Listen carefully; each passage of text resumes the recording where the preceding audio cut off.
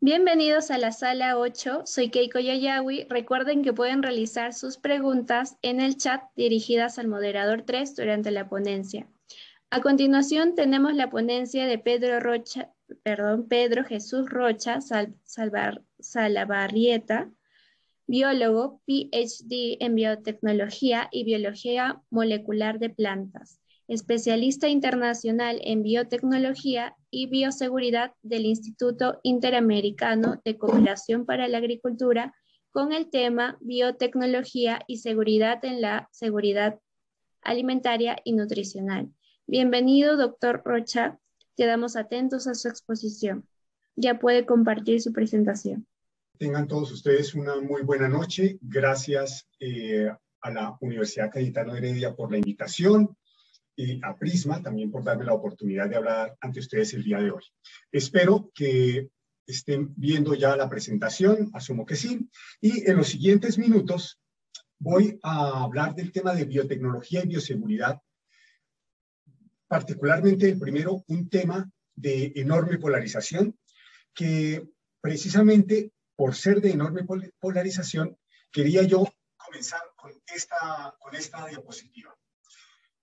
Una diapositiva de pronto la más importante de esta noche, y es que nos permite pensar en cómo cuando nosotros nos paramos frente a un objeto, podemos llegar a tener visiones completamente diferentes e irreconciliables.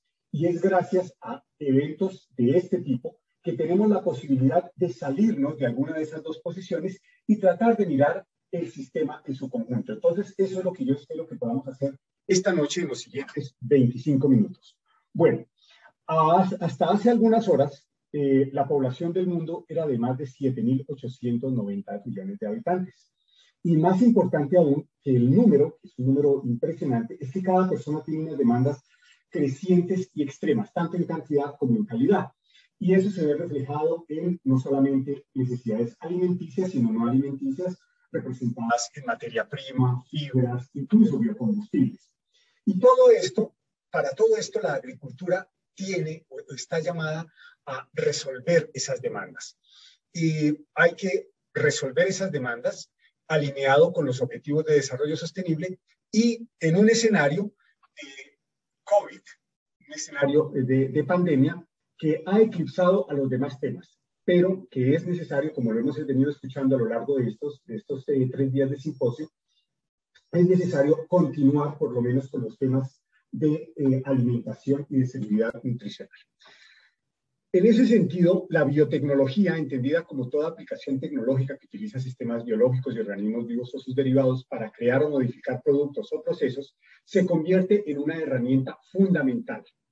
¿Ok? Y ustedes ven aquí esta definición de biotecnología, es la definición que tiene el Convenio de Diversidad Biológica, es una definición muy amplia que nos dice que muchas cosas son biotecnología.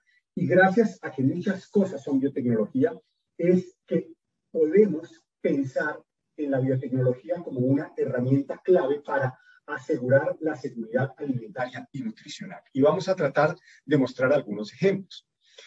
Algo muy importante es que la biotecnología es una caja de herramientas. Y aquí ustedes están viendo, espero, una serie de técnicas que particularmente son empleadas en el sector agrícola, pero también se emplean en el sector animal, en el sector humano, en el sector industrial. Yo tengo un sesgo y es que básicamente estoy orientado por formación a biotecnología agrícola y por eso los ejemplos que voy a dar son particularmente del sector agrícola y alguno del sector pecuario. Lo interesante es que ustedes ven aquí muchas técnicas y me gustaría enfocarme en una de ellas. Ustedes se dan cuenta aquí que aparece un trans dentro de la esfera de la modificación genética y esto lo que nos lleva a decir es que la transgénesis es una técnica más de esa caja de herramientas que es la biotecnología. Así que yo creo que este también es un mensaje importante que nos pudiéramos llevar, el hecho de que la biotecnología es mucho más que transgénesis. Bueno, y vamos a hablar de algunos ejemplos concretos. Y en ese sentido vamos a comenzar con la biotecnología y la producción de insumos biológicos. Los bioinsumos son todos aquellos productos biológicos o componentes de productos biológicos que se pueden utilizar con múltiples aplicaciones. ¿Y por qué son importantes los bioinsumos? Esto que ustedes ven aquí es una tabla en donde en la primera fila tenemos distintos cultivos de importancia para el caso de Costa Rica. Y en la primera columna tenemos básicamente un resumen de cuáles son los plaguicidas que más se emplean en el proceso productivo de cada cultivo. Ustedes ven unos números en negro y unos números en rojo. Los números en negro hacen referencia a el número de plaguicidas que se utilizan en cada ciclo de cultivo. Y en número rojo ustedes ven dentro de esos plaguicidas cuáles son los que tienen un nivel de toxicidad alto. Y ustedes se dan cuenta que hay cultivos, por ejemplo, como en el caso del chayote, en donde más o menos el 30% de los productos que se utilizan son o tienen un nivel de toxicidad alto. Y en ese sentido, eso está generando ya problemas porque algunos países no están aceptando, no están importando productos que tengan muchos de estos elementos. Así que es necesario encontrar una alternativa ideal biológica a este tipo de cultivos y es ahí cuando surgen los bioinsumos. Entonces, esos productos biológicos o componentes de productos biológicos. Algo que es clave es que esos productos biológicos pueden ser de origen botánico, pueden ser de origen microbiológico, pueden ser de origen animal. También se utilizan puros o en mezclas y en mezclas de organismos vivos con minerales. Y ustedes los han escuchado hablar, hablan de los bioremediadores, de los biofertilizantes, de abonos orgánicos. En estos días hemos tenido charlas muy interesantes que muestran cómo se generan estos productos. Y esos productos que han generado la agricultura orgánica y otros tipos de agricultura son aplicaciones biotecnológicas. Así que eso es muy importante. En ese sentido, los bioinsumos se constituyen en elementos importantes para la seguridad alimentaria y nutricional. Tiene ventajas, se utilizan de manera tradicional, emplean la oferta ambiental del entorno y está brindando oportunidades económicas. ¿Qué desventajas pueden tener? Que es difícil hacer trazabilidad, hay variabilidad del producto y su efecto, y hay una sobrevaloración de lo natural, porque no todo lo natural es inocuo o es seguro. Un producto biológico mal manejado puede ser más riesgoso e incluso peligroso que un producto químico manejado de manera adecuada. Bueno, otra técnica es la de cultivo in vitro de células y tejidos. Es importante para la seguridad alimentaria y nutricional. En plantas se han consolidado las técnicas tradicionales, se han convertido en una herramienta fundamental para la investigación básica y aplicada. Todas las especies que sustentan la alimentación humana han sido objeto de alguna de las técnicas de cultivo in vitro vegetal. Se producen metabolitos de utilidad en la industria farmacéutica y alimenticia, por ejemplo, colorantes y sabores. Eso en plantas. En animales, el cultivo in vitro también es muy importante. De hecho, se ha constituido en el fundamento de las técnicas de reproducción asistida que permiten hacer inseminación artificial, fecundación in vitro e incluso clonación. Y ahora, esto es noticia desde hace ya algunos meses, la obtención de carne cultivada. Básicamente, se utilizan células madre en cultivos que se colocan y se mantienen bajo condiciones controladas y pueden empezar a multiplicarse y crecer de manera independiente de un animal. De hecho, ya en Singapur y en Estados Unidos se está vendiendo carne biotecnológica, ¿sí? Que no necesita el sacrificio de animales para su consumo. También los bioreactores, que son sistemas cerrados que mantienen un ambiente biológicamente activo. Ahí uno puede tener, o el fundamento de los bioreactores es utilizar cultivos de células como fábricas de determinados compuestos. Se utilizan mucho y se van a seguir utilizando en fermentaciones lácticas y alcohólicas, en la producción de proteínas, particularmente bacterianas, y en ese sentido también todo el tema de los probióticos tiene una gran relación con los bioreactores e incluso biocombustibles. Simplemente mostrarles que esta técnica o esta tecnología de los bioreactores es algo transversal que permite adaptarse a distintos propósitos. También tenemos el uso de marcadores moleculares. Ellos permiten caracterizar la biodiversidad. Ayer vimos algunos ejemplos que nos estuvo hablando Rodomiro Ortiz. Permite determinar relaciones de parentesco. Son muy empleados en mejoramientos genéticos, particularmente en selección asistida y mapeo de genes. Se están empleando en todas las especies vegetales y animales que sustentan la alimentación humana. Permite hacer diagnóstico de enfermedades. ayuda a hacer detección de alérgenos y microorganismos patógenos y toxinas, son claves en la trazabilidad de alimentos, ayuda a proteger denominaciones de origen y ciertamente también ayuda al monitoreo de organismos genéticamente modificados. Otra técnica que es de enorme relevancia es el de la secuenciación de ADN, las ómicas y particularmente la genómica. Aquí yo simplemente quería comentarles cómo la secuenciación del ADN, que es un proceso que le permite a uno conocer el orden de esos componentes que definen el genoma de cada individuo, se puede hacer de manera muy fácil y rápida en estos días. Secuenciar un genoma humano en este momento está alrededor de $1000 y se puede tener esa información en alrededor de horas, ya ni siquiera días, sino cuestión de horas. Y todo esto ha permitido desarrollar lo que se conoce con el nombre de ómicas. Grandes cantidades de información que se analizan mediante bioinformática. Y una de esas áreas que la bioinformática ha permitido desarrollar es el de la nutrigenómica, que básicamente estudia los efectos de los alimentos y de sus constituyentes sobre la expresión de los genes. En contraste, también se ha desarrollado otra área que es la de la nutrigenética, que estudia cómo las variaciones afectan el ambiente nutricional, en particular la absorción, la utilización, la tolerancia y el requerimiento de alimentos. Y se espera que de esa interacción nutrigenómica y nutrigenética, entender los mecanismos moleculares de los alimentos y de los genes, para que de ese modo se pueda utilizar esa información en dietas personalizadas que permitan prevenir o tratar enfermedades. Aquí simplemente les quería mostrar algo relacionado con la bioinformática. Permite hacer análisis de secuencia, expresión de genes y proteínas, predecir estructura de proteínas, trabajar en redes de interacciones moleculares, todos los metaanálisis que se hacen ahora de literatura que están siendo muy utilizados en el sector de la nutrición, se lo deben a la bioinformática, todo el tema de análisis de genes, informática de la biodiversidad, creación, mantenimiento de software y en el tema de educación. Entonces, como ustedes se dan cuenta, la bioinformática realmente es una de las áreas que dentro de la biotecnología tiene una importancia enorme para los sistemas de nutrición y alimentación. Bueno, y voy a entrar a hablar de otra técnica que es la relacionada con la modificación genética, y para ello tengo que hacer un descargo de responsabilidades. Y es que para el IICA, nosotros fundamentamos todas nuestras acciones en biotecnología y bioseguridad en 4 pilares. El primero es que la biotecnología es mucho más que transgénesis, como lo estuve mostrando al comienzo de esta charla. El segundo es que nosotros como IICA no estamos a favor o en contra de una tecnología particular. O sea, yo no estoy aquí para decirles, señores, lo mejor son los transgénicos, pero tampoco estoy aquí para decirles, señores, los transgénicos son lo peor. No, yo simplemente soy aquí un facilitador que lo que hace es entregar información que generan los centros de investigación, las universidades, los centros de desarrollo tecnológico, tratar de traducirla en un lenguaje más claro y poderla entregar a aquellas personas que están interesados en el desarrollo del sector agrícola y nutricional.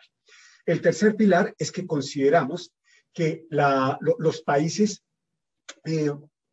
tienen una expresión de su soberanía frente a los temas de biotecnología y por eso es importante que implementen sus marcos regulatorios, bien sea para aceptar o para rechazar tales productos, pero es importante contar con marcos regulatorios.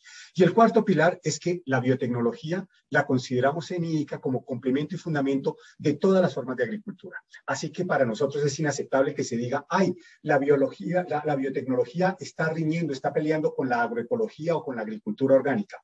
¿Por qué razón no podemos aceptar eso? Porque muchas de las prácticas de la agricultura orgánica, de la agroecología, son por definición prácticas biotecnológicas. Entonces, con esos 4 pilares sustentamos todas nuestras acciones y ahora sí quisiera entrar a hablar del tema de la modificación genética y para ello dar un breve contexto.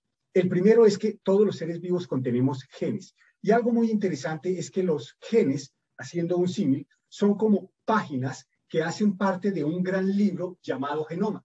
Entonces, todos los seres vivos contenemos nuestro genoma y ese genoma está constituido por genes que son en el símil páginas. Ahora bien, lo importante de los genes es que contienen las instrucciones para generar un producto. Y esto aplica tanto para animales, para vegetales, para microorganismos. Y lo interesante es que el lenguaje en el que están escritas esas páginas del libro llamado genomas es el ADN. Ahora bien, es posible hacer manipulación, es posible modificar ese ADN. Y a eso es a lo que se le conoce con el nombre de modificación genética, que básicamente, gracias a las técnicas de biología molecular, volviendo a nuestro símil, es posible identificar las páginas que codifican para determinada información. Es posible aislar esas páginas, aislar esos genes, copiar esos genes, proceso a lo que se le conoce con el nombre de clonación.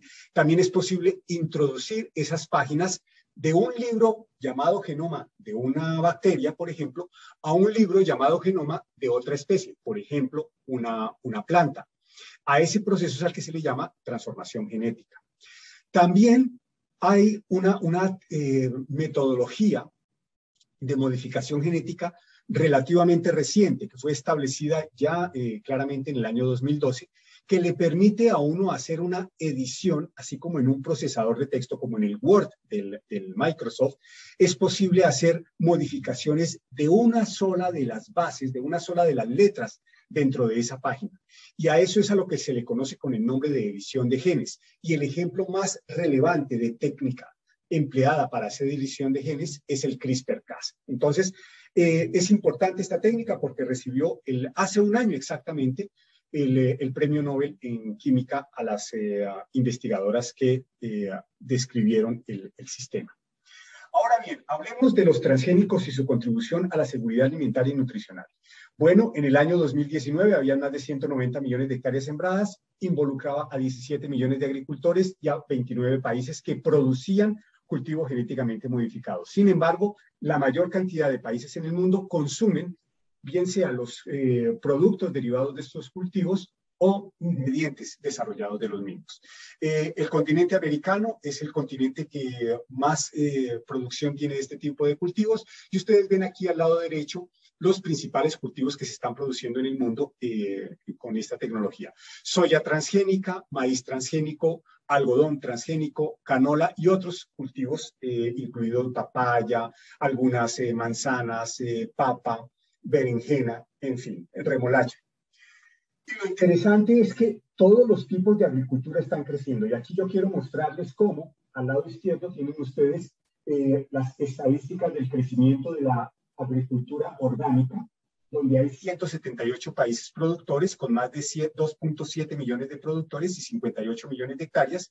Y en contraste, la agricultura biotecnológica o transgénica, si la queremos llamar así, donde 29 países producen, aunque muchos consumen, donde hay casi 5 veces más productores que la agricultura orgánica y ciertamente hay un número importante de millones de hectáreas. Lo interesante aquí no es calificar que la una va creciendo más que la otra, que no. Aquí lo que hay que mostrar es que las dos formas de agricultura están creciendo y en últimas crecen porque tienen dos objetivos, producir más y producir mejor. Y en ese sentido, los objetivos son los mismos, pero las rutas son diferentes. Así que es importante tener en cuenta esto. ¿Por qué razón algunos agricultores siguen creciendo o siguen cultivando transgénicos? Y aquí quiero darles a ustedes un ejemplo de la vida real de Honduras, en donde básicamente hay una comparación entre el maíz transgénico y el maíz híbrido convencional. El agricultor está poniendo 35% más de sus costos de producción en la semilla. La semilla es 35% más costosa y en total el costo de producción se incrementa en un 4%. Pero el agricultor sigue sembrando. Esta diapositiva, que espero sea la última que ustedes hayan visto, aquí les hablaba de algunos ejemplos comercializados de derivados de OVMs. Tenemos manzana transgénica tolerante a la oxidación, tenemos aceite de soya con alto contenido de oleico, arroz dorado con síntesis de betacaroteno. En la parte animal también tenemos el salmón aquadantes que produce una expresión continua de una hormona de crecimiento que le permite crecer el doble en la mitad del tiempo. Y también tenemos aquí en esta tabla un ejemplo de algunos de los cultivos y algunos de los eventos que se han utilizado. Simplemente aquí las gráficas hablan más que mayor detalle. Ustedes ven aquí maíz transgénico, al lado maíz convencional, que ha sido afectado por hongos y básicamente el resultado del ataque de algunos insectos que al dañar el grano hacen que los hongos colonicen de manera muy rápida el grano. También tenemos aquí berenjenas. La berenjena es un ejemplo excelente de reducción de utilización de agroquímicos. Se pasó de ciclos de cultivo donde tenían alrededor de 140 aplicaciones de insecticidas y de otros agrotóxicos a tener solamente 2 aplicaciones de insecticida por ciclo de cultivo. También tenemos acá un ejemplo muy relevante. Ya se pueden utilizar plantas para producir vacunas a escala comercial. Gracias a esto fue que se produjo la vacuna contra el ébola y también se está esperando que se puedan producir eventualmente vacunas contra el COVID en plantas. Así que ciertamente los cultivos transgénicos están aportando soluciones a todos los tipos de agricultura. También en el sector de animales hay ejemplos concretos de animales genéticamente modificados y los tipos de modificación. Eso se está utilizando a nivel comercial, solamente los que ustedes están viendo aquí en rojo: mosquitos, salmón transgénico, ratones que son utilizados con propósitos experimentales, pez cebra y medaca que son utilizados con propósitos ornamentales que se están vendiendo en Estados Unidos. Pero hay muchos desarrollos paralelos. Hay instrumentos regulatorios que garantizan la seguridad de esa biotecnología. Hay 2 tipos de instrumentos regulatorios: los que regulan la inocuidad de los productos, esos tienen que ver con el Códex Alimentarios, y los que tienen que ver con la seguridad de la biotecnología de productos liberados al ambiente asociados con el Convenio de Diversidad Biológica, el Protocolo de Cartagena sobre Bioseguridad y el Protocolo Suplementario de Nagoya, Kuala Lumpur. Simplemente mencionarles que cuando uno habla de estos temas es necesario tener un balance entre las realidades y los mitos. Reconocer que las realidades pueden ser ventajas o desventajas, pero que se basan en hechos comprobados con rigor científico, mientras que los mitos se relacionan con falta de información científicamente validada. Del balance se van a generar consecuencias que afectan a las personas. Y ya para ir terminando, quisiera hablar de la edición génica, porque tienen también un impacto grande o una contribución grande en la seguridad alimentaria y nutricional. Bajo edición génica se tienen muchas tecnologías, particularmente que le permiten hacer a uno manipulación de los genomas, pero es una manipulación diferente a la manipulación genética basada en transgénesis. Son técnicas avanzadas que se caracterizan por su alta especificidad, precisión y eficiencia. Y ustedes ven los nombres de algunas de ellas aquí. Son técnicas muy precisas, pero son más complejas de explicar en detalle. No lo vamos a poder hacer aquí. Simplemente decirles que gracias a estas técnicas se pueden hacer cambios de una sola base dentro del genoma. Y se ha encontrado en estudios de asociación de genomas que cambios de una sola base usualmente son los responsables de las variaciones en las características de los cultivares. Por esa razón se considera que los riesgos son menores que los asociados a los organismos biomodificados, porque nada más se alteran pocos nucleótidos, los cambios que se producen son muy probables que se encuentren en la naturaleza, y una vez el producto editado se segrega, no hay manera de distinguirlo entre un producto natural y el editado genéticamente. Los productos de la edición génica no son necesariamente transgénicos. Algo también importante, han recibido mucha publicidad por sus potenciales aplicaciones. Y aquí tenemos algunas de sus aplicaciones en humanos, en investigación y tratamiento de cáncer, en todos los temas de enfermedades cardiovasculares, enfermedades metabólicas, enfermedades neurodegenerativas, y ustedes lo ven aquí. Y en animales ya tenemos ejemplos concretos de cómo se está utilizando esta tecnología para generar cerdos y pollos resistentes a enfermedades, generar o no causarle malestar a los animales. Entonces se han generado ganado sin cuernos, ganado tolerante al calor, por dilución del color y por revestimiento SLIC, y cerdos que no necesitan ser castrados. También todo el tema de la ética se está trabajando con este tema, evitando sacrificio de pollos en la industria del huevo, el tema de la sostenibilidad y la mejora de calidad. Entonces, ahí hay ejemplos concretos. Y en el sector de plantas hay arroz, yuca, tomate, plátano, otros cultivos con distintos ejemplos de eventos y de aplicaciones, de los cuales ayer también se estuvo hablando un poco. Hay regulación al respecto en el tema de edición génica. Ustedes ven aquí un resumen de los países. Lo interesante es que el continente americano es el que más avanzado está en este tema. Están promoviendo el desarrollo de seguro de la tecnología, están haciendo evaluaciones caso a caso, indagan sobre la naturaleza transgénica y no es necesaria una nueva tecnología o una nueva categoría para catalogar estos productos. Así que las tecnologías y las decisiones basadas en ciencia están resolviendo problemas, pero no son la solución a todos los problemas. Tampoco son perfectas, pero al día de hoy son indispensables. Y eso, señoras y señores, era lo que yo quería comentarles en estos 25 minutos, 2 segundos. Muchísimas gracias por su atención. Muchísimas gracias por su ponencia, estimado doctor Rocha. Voy a leer las preguntas que nos han hecho por el chat. Y la primera pregunta nos dice, ¿cuál es su perspectiva a futuro de los productos transgénicos en el Perú? Bueno, a ver, aquí es algo muy interesante. Ustedes como Perú tienen una ley de moratoria que expiraba este año, pero que fue extendida durante 15 años más. Así que ustedes tienen una moratoria a los transgénicos. Y en ese sentido, básicamente, o sea, nosotros como ICA no calificamos ni descalificamos, es una decisión soberana que han tomado ustedes. Lo importante es que esa decisión que ustedes han tomado, la hayan tomado con rigor técnico-científico, que no vayan a cerrarle las puertas a la innovación, tanto del país como la innovación que podría llegar desde afuera. Algo muy interesante que uno puede ver dentro cuando lee la ley de moratoria sobre transgénicos es que de pronto se le ha cerrado la puerta a los organismos genéticamente modificados, a los transgénicos que involucran la introducción de genes, pero no lo han hecho a las nuevas técnicas de mejoramiento.